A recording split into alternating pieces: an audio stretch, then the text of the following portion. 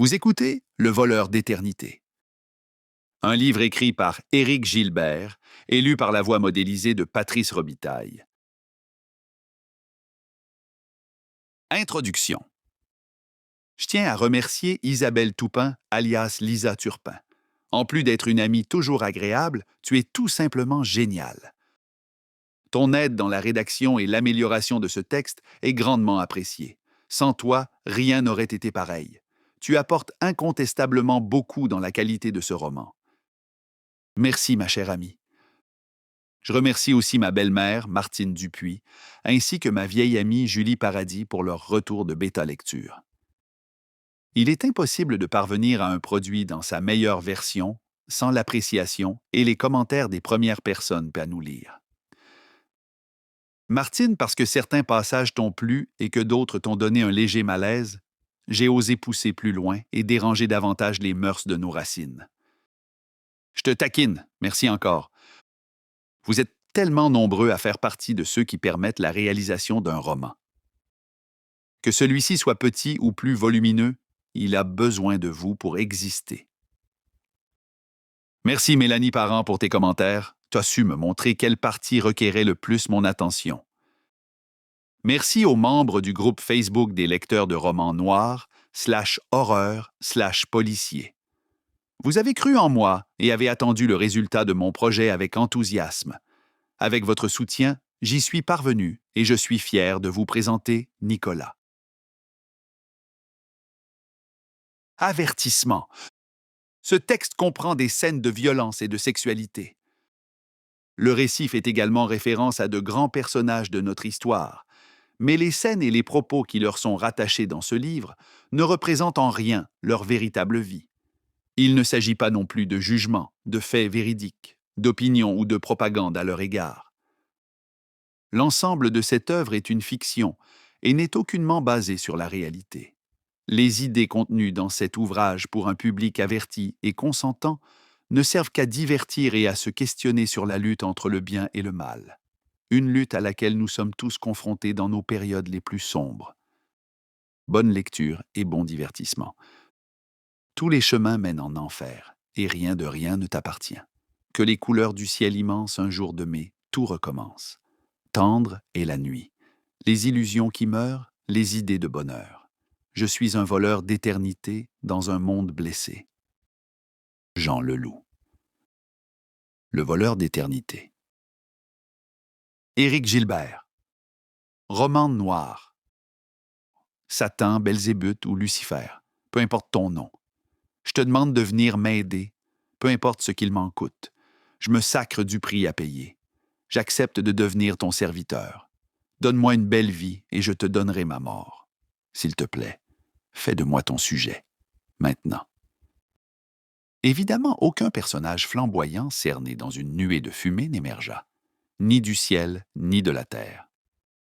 2 heures plus tard. Nicolas regardait trotter les aiguilles de l'horloge, sans toutefois accorder d'importance à l'heure que celle-ci indiquait. Cela ne changeait rien à son horaire vide. Occupant l'une des tables du bistrot, il attendait que la faim lui torture l'estomac. Lorsque le café ne lui suffit plus, il se leva, salua le Sicilien derrière le comptoir et sortit de la boutique du quartier italien de sa petite ville nord-américaine. Nicolas ne fit qu'une dizaine de pas avant de se faire interpeller par un homme élégamment vêtu, costume haute couture et prestance inébranlable. « Bonjour, je t'attendais.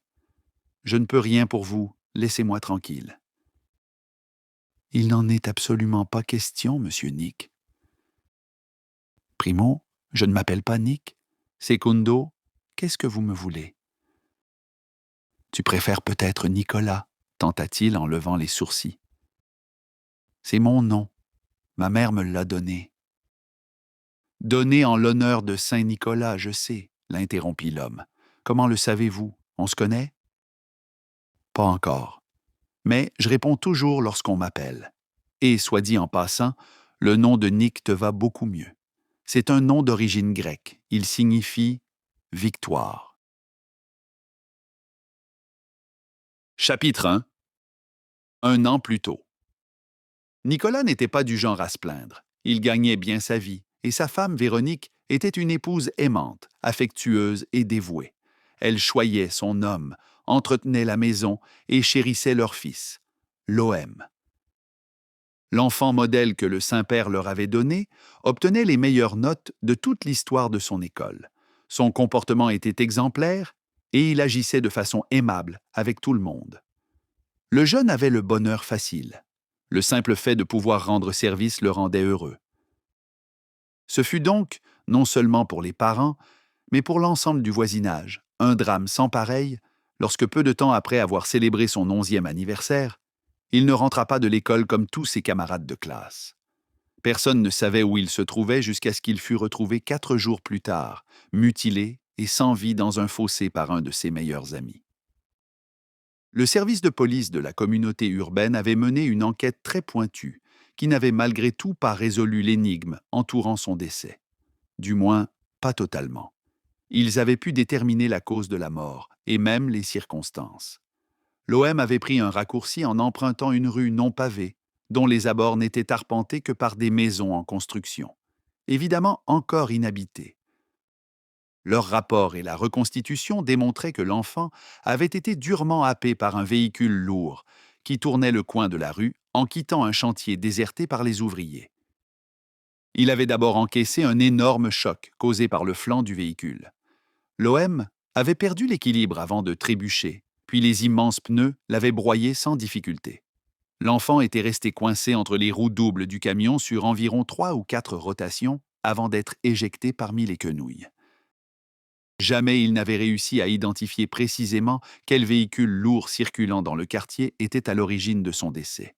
De surcroît, il s'agissait peut-être d'un camion-grue, effectuant un passage unique pour une livraison de matériaux et que celui-ci ne reviendrait plus jamais.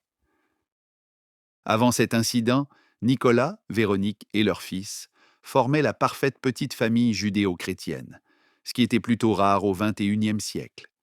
Ils vivaient dans un beau quartier en plein essor qui se développait à vue d'œil. L'homme ressentait une réelle fierté à bosser dur pour subvenir aux besoins de la maisonnée, et chaque jour lui semblait béni. Jamais il n'avait remis sa foi en question, puisque le comportement de fidèle pratiquant instauré dans sa famille avait été largement récompensé par la grâce de Dieu. Ils avaient un toit de bonne dimension et une table bien garnie tous les jours. Leur reconnaissance envers la Sainte Trinité s'étendait dans tous les aspects de leur vie et de façon quotidienne. Tous les soirs, ils allumaient les lampions posés sur le manteau de la cheminée. Les petites flammes scintillaient joyeusement, en éclairant le splendide crucifix en merisier sculpté qui trônait au centre du mur du séjour. Les parents de l'OM trouvaient que sa participation à la cérémonie du soir était importante afin qu'il prenne de bonnes habitudes.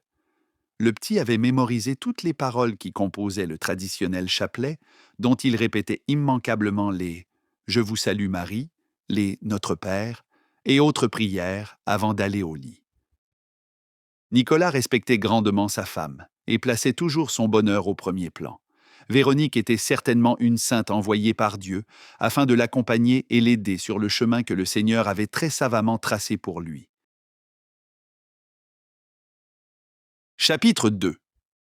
Depuis le décès de l'OM, Nicolas était anéanti. Il ne pouvait croire que la vie l'avait abandonné en si bas âge et qu'il ne le verrait jamais devenir un homme. Il ne connaîtrait jamais la joie d'être grand-père et de jouer avec ses petits-enfants. Il ne vivrait jamais non plus de souper de famille les dimanches soirs.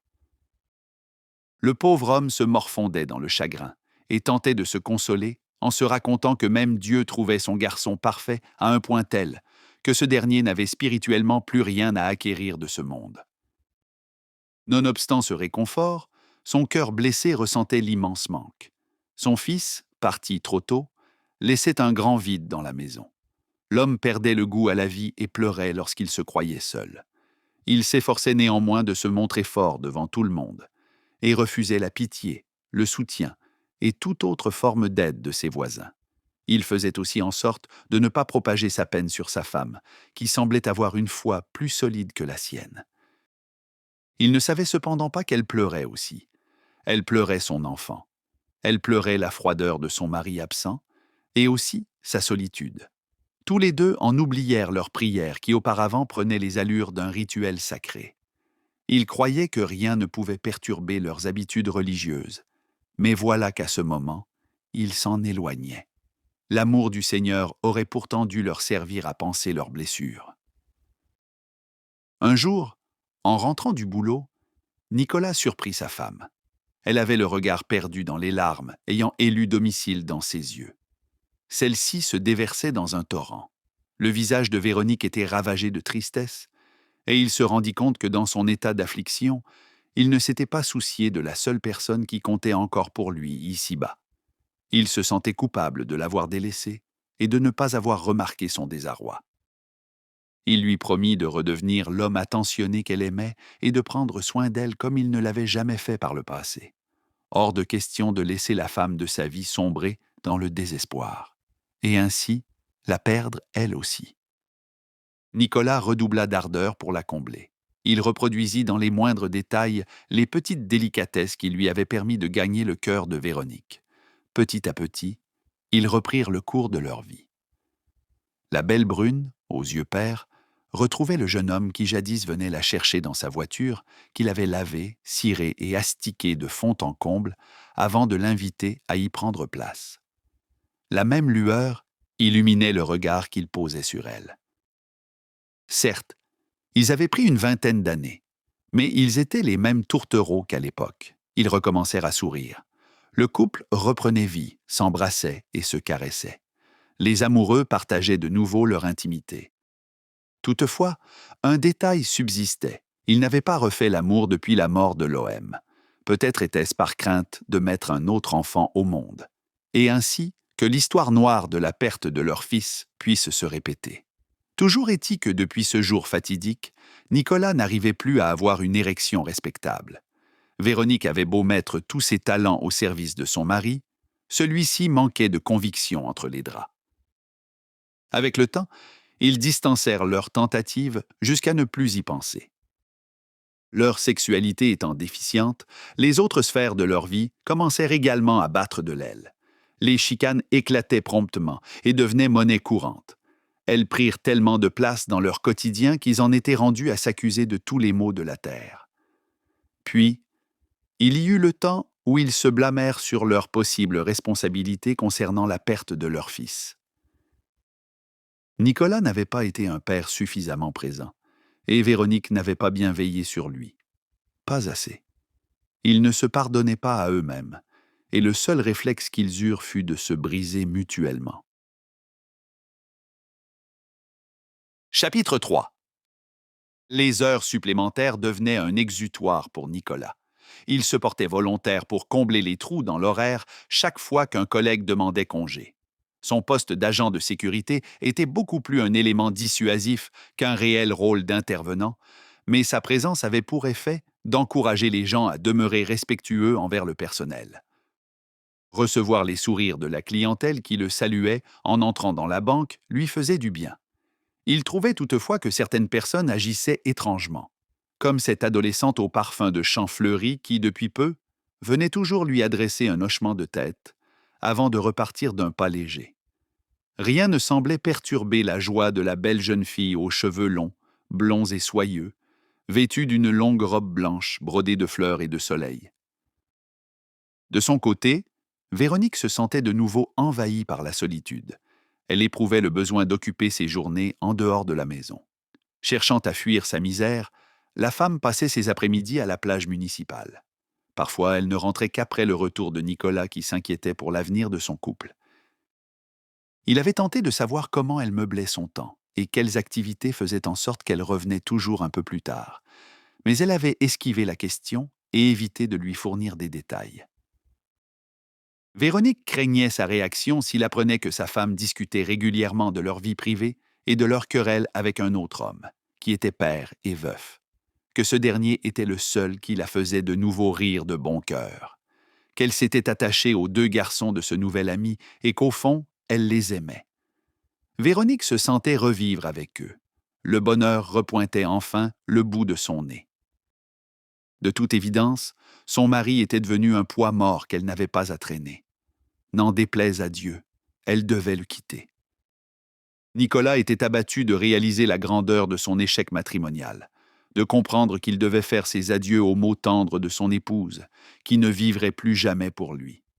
Il était forcé de regarder s'éteindre la bougie de leur amour qui s'était totalement consumée. Il devait admettre que le soleil qui baignait ses jours d'une lumière qu'il croyait éternelle s'était muté en une lune sombre et marbrée par le désespoir. Bien que l'intensité de ses sentiments demeurât intacte, plus rien ne subsistait de ce qui les unissait par le passé. Le ravin qui s'était maintenant immiscé entre eux était devenu trop important. Véronique avait ouvert son cœur à un nouveau feu naissant, et elle rayonnait. Contrairement à l'âme de Nicolas qui s'effritait un peu plus, chaque fois qu'il revoyait le visage radieux de celle qu'il voulait pour toujours s'empourprer pour sa nouvelle flamme. Il ne lui restait que les fragments de son être et l'ensemble de ses convictions qui partaient aux quatre vents. Chapitre 4. À la suite du départ de Véronique, Nicolas devint une épave. Il laissa son visage se couvrir d'une barbe négligée et satura son sang d'alcool afin de noyer son chagrin. Il était incapable de soigner son apparence et encore moins son lieu de résidence. Il ne se préoccupait ni de voir s'accumuler la poussière sur les meubles, ni la vaisselle sale ou les cartons de restaurant sur le comptoir et la table. Il se foutait royalement des odeurs qui commençaient à empester la maison, ainsi que du fardeau financier qu'il devait assumer. Celui-ci lui semblait si énorme qu'il avait préféré ne pas s'en occuper. Les enveloppes de comptes des impôts fonciers, des créanciers hypothécaires et autres obligations formaient une pile sur laquelle il jetait les nouvelles communications qu'il recevait sans même les ouvrir. Il ne lessivait plus ses draps et ne se douchait plus. Au matin, il enfilait les vêtements qui dégageaient le moins les odeurs de la misère des jours précédents. Le pauvre homme ne dormait pratiquement plus. Il perdait connaissance dans les bras de la dernière amitié qu'il entretenait. L'eau de vie. La mauvaise alimentation à laquelle il se soumettait et sa dépendance aux liquides de distillerie eurent raison de sa vitalité, et son teint vira au gris. Sa léthargie se reflétait aussi à son travail. Les yeux vitreux du vigile laissaient croire qu'il s'évadait dans ses pensées. Mais c'était tout le contraire. Il cessait simplement de réfléchir et s'engouffrait dans une absence totale. L'état zombiesque de Nicolas était aussi intimidant qu'un poster de Village People collé près de la porte. Si bien que ce jour-là, il ne vit pas passer l'homme cagoulé armé d'un pistolet qui se rendit directement au comptoir. Toutefois, le tollé qui se souleva parmi les clients le sortit de sa transe et d'instinct. Il se précipita pour intervenir. Surpris de sa réaction, le braqueur se tourna dans sa direction et le somma fortement de se coucher à plat ventre au sol. Sous l'emprise de l'adrénaline et la panique, Nicolas fut momentanément atteint d'une étrange surdité. Jamais les mots prononcés par le criminel ne furent analysés par son cerveau embrouillé, et le garde poursuivit sa lancée. Ne voyant plus d'autre solution afin d'éviter un combat, le cagoulard serra le poing sur la crosse de son arme et logea une balle dans l'abdomen de l'homme en uniforme qui s'approchait au pas de course. Nicolas s'effondra douloureusement et une mare de sang se répandit sur le carrelage de céramique du plancher. Sa vision se troubla, juste après avoir vu le tireur prendre la fuite sans son butin. L'homme blessé afficha un large sourire au moment où ses yeux se fermèrent, emporté par la douleur qui lui vrillait le ventre. Il partait enfin. De plus, il quittait ce monde avec la satisfaction d'avoir sauvé les usagers et l'argent de la banque. Dieu mettait fin à sa misère en lui permettant de laisser derrière lui l'image d'un héros afin de protéger sa dignité. Chapitre 5. Les techniciens de la salubrité s'affairaient à nettoyer le sang et se débarrassaient des déchets biomédicaux. L'état du bloc opératoire démontrait hors de tout doute que le personnel médical avait travaillé en urgence et avait fourni tous les efforts nécessaires. Le tout étant terminé, 2 infirmières poussèrent la civière sur laquelle reposait le corps immobile de l'employé de la banque. Nicolas commença progressivement à percevoir une lumière tout d'abord feutrée, puis de plus en plus intense, qui perça ses minces paupières. Il ouvrit les yeux, alors que tout lui sembla d'une blancheur enveloppante. Un sourire éphémère étira ses lèvres, tandis qu'il leva la main pour palper son nouvel environnement. Une douleur se fit aussitôt sentir au niveau de son ventre, et sa vision s'éclaircit pour découvrir une pièce délimitée par 4 murs beiges, éclairés de néons blancs doux. Nicolas fut écrasé sous le poids de sa déception en comprenant qu'il s'était trompé. Il n'était pas au paradis accueilli par son fils, par Saint Pierre ou par Dieu, mais bien par une petite équipe de soins intensifs, vêtus d'uniformes du même bleu que le ciel, qui surveillait l'état général ainsi que les signes vitaux de leurs patients. Nicolas regagnait progressivement ses sensations et le contrôle de ses membres. Intubé, il était relié à des appareils électroniques qui torturaient ses tympans d'un signal sonore qui s'accélérait à mesure qu'il revenait de son sommeil artificiel. Une jolie femme en sarrau, stéthoscope autour du cou, vint à sa rencontre. Elle rejeta une mèche de ses cheveux bruns vers l'arrière en lui offrant un regard tendre, aux pupilles vertes virant au bleu. L'esprit de Nicolas fut immédiatement bombardé d'images de sa belle Véronique, et son cœur se fendit de chagrin qu'il tenta tant bien que mal de dissimuler. La femme médecin lui fit gentiment un compte-rendu sur les raisons qui l'avaient conduit dans cette pièce. Puis, elle poursuivit en lui expliquant que l'opération s'était bien déroulée et qu'il devrait vite être sur pied. La femme fronça ensuite légèrement les sourcils et le réprimanda sur ses mauvaises habitudes alimentaires, tout comme sur sa surconsommation. Elle posa sa main sur l'épaule de Nicolas et lui souhaita un prompt rétablissement. Puisque sa condition demeurait parfaitement stable, Nicolas fut transféré dans une chambre. Sa santé prenait du mieux considérablement vite, mais il aurait préféré n'avoir jamais rouvert les yeux de ce côté de la frontière, parmi les vivants. Il se retrouvait alité, blessé et privé de l'alcool qui lui était devenu essentiel, pour ne plus être prisonnier de ces songes plus sombres qu'une nuit chargée de nuages orageux. Tu es fier de toi, Dieu? Tu es rempli de vantardise. Tu dis aimer tes enfants, ceux que tu as créés, mais tu les abandonnes en te sacrant bien de ce qui leur arrive. Qu'est-ce que j'ai fait pour que tu me prives de ton amour? Tu n'as pas voulu de moi au ciel? Ben aide-moi à cette heure. Je t'ai toujours bien servi, en échange de quoi tu m'as pris tout ce que j'ai bâti. Je te louangeais et te priais. Je prodiguais ton enseignement à mon fils et j'allais à l'église. Je ne blasphémais pas et je faisais carême. C'est à ton tour de t'occuper de moi. Je veux que tu me ramènes mon fils, ma femme, et le respect sur ma famille. Il tendit l'oreille avec l'espoir que sa prière eût été entendue, mais il ne perçut aucune réponse, si ce n'eût été de la voix éraillée du patient de la chambre voisine. Celui-ci lui ordonna de fermer sa gueule. Dieu respecta le désir de cet homme puisqu'il garda le silence, aux grandes dames de Nicolas qui l'imploraient. Après 14 jours d'hospitalisation et 2 entrevues policières, il reçut son congé. Nicolas récupérait bien et les enquêteurs qui furent chargés de l'enquête s'étaient vite rendus compte qu'ils ne pouvaient guère les aider à identifier le braqueur. Il était déjà dans les vapes, bien avant de se prendre la balle. Puisque tous ceux qui éprouvaient de la compassion pour lui avaient été repoussés par son comportement désagréable, il était convaincu que personne n'allait l'attendre dehors. Il se voyait donc regagner sa résidence en solitaire. Lorsque les portes tournantes de l'hôpital débouchèrent sur une bouffée d'air frais, Nicolas fit quelques pas difficiles avant d'être rejoint par la curieuse adolescente qui le visitait à son lieu de travail.